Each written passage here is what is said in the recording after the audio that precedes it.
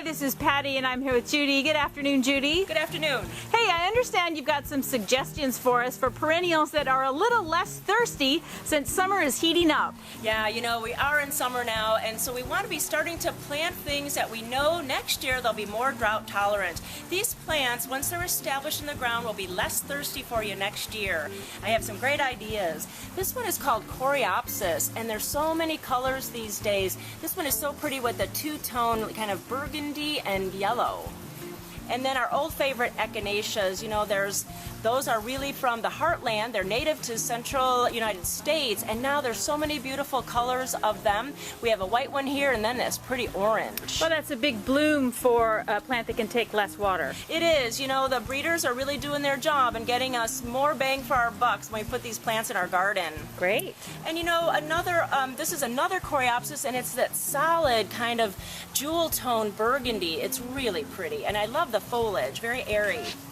And another native to the United States is yarrow. Look at that yellow. It's really, really bright. And they also come in pinks and reds, yellows, even whites. I've got that in my yard, and the butterflies seem really to enjoy it. They do, they do. And you know, look at our old favorite daylilies. You wouldn't think that those would be drought tolerant because they also take a little wet area. So really an all-purpose perennial for your garden. Great. And sedums. Of course, anything in succulent family is going to be able to store water in these thick leaves. This one is our old favorite called Autumn Joy. It doesn't bloom till the last of summer, so you can enjoy this cool foliage now, and then it'll bloom later into August. Don't forget about Russian sage. They're very aromatic in the stems, and then you get a purple flower that almost looks like lavender. It's also fuzzy, and I just love that scent. I wish we had smell-o-vision. And I don't want to forget about something in the shade. This one is called Epimedium, and it loves dry shade. So if you have that hard spot under a tree that doesn't get a lot of water, this is the plant for you. Really love it with that new foliage being green and burgundy there. Really beautiful. Epimedium for dry shade. Right.